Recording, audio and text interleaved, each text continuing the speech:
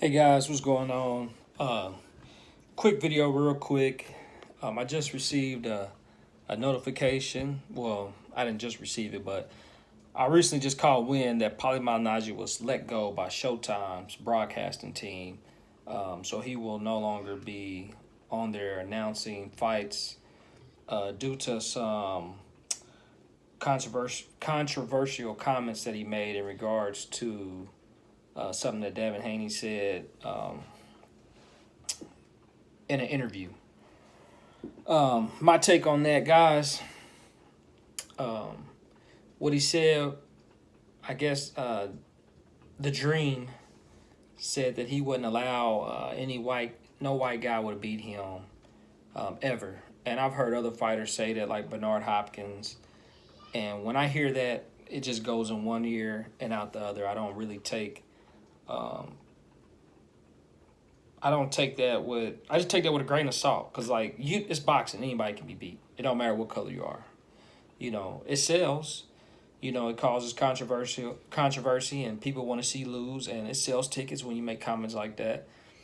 So I understand the game he's trying to play. He's trying to play that that villain role, whatever. Make them kind of comments, draw a little attention to itself.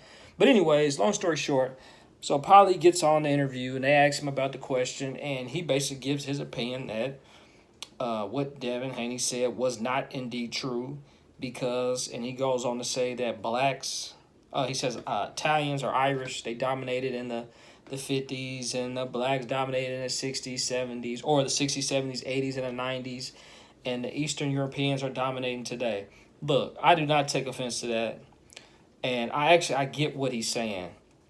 Let's face it, you do have black champs in all weight divisions, but blacks as a whole aren't dominating boxing. Matter of fact, boxing as a whole isn't a dominating sport that it once was back in the 70s, back in the 80s, the 90s. Most blacks are playing football or they're playing basketball. Now, you might have a champ, let's say use welterweight. You might have a Earl Spence or Terrence Crawford, but look at those guys. They ain't even fighting each other. People aren't fighting like they were back in the day. How do you go 4, 5, 6 years and y'all ain't even fought each other? And it's only like five welterweights that I can even think of. How does Charlo? How do they go? The twins go on without fighting a Canelo or the top guys just don't fight each other. There's Javante Davis. He's not fighting Davin. Gary Russell. He's not fighting none of these names, or Shakur. These guys aren't fighting each other. So how can you be dominating in a sport when you're not dominating your opponents? People are playing keep away with the belt. The promoters don't want to work with each other. And frankly, boxing is just not really a sport that people are watching like they were back in the day because blacks aren't dominating the sport. We're watching the football. Look at the guys playing football. Look how big they are. Look at the guys playing basketball. All them big guys, 6'7" and up. 6'6" and up. Imagine if those guys were fighting. Imagine if LeBron James was fighting. You know what I'm saying? That's a big guy. These guys would be dominating, but boxing is just it's not a dominating sport. So I don't even think he should have been fired for those remarks that he made. I don't take offense to what he made. That's his opinion. He can believe what he wants to believe about oppression, all that. That doesn't bother me. I know Paulie Malignaggi is a great announcer. I know where his heart and his mind is at.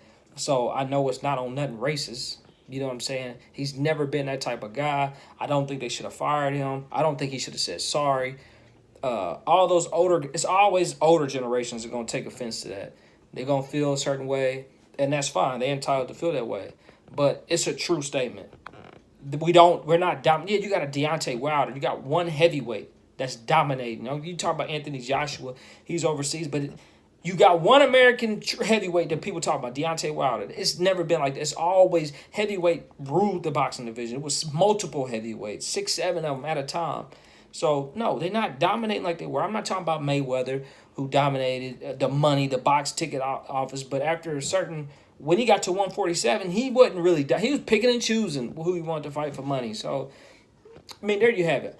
I don't think what he said was offensive.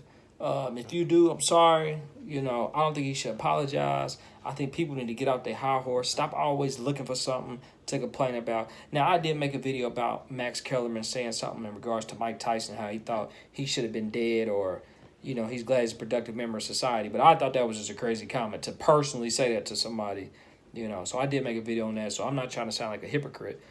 But anyways, oh, yeah, my shirt, Team Thurman, baby. Clearwater, Florida.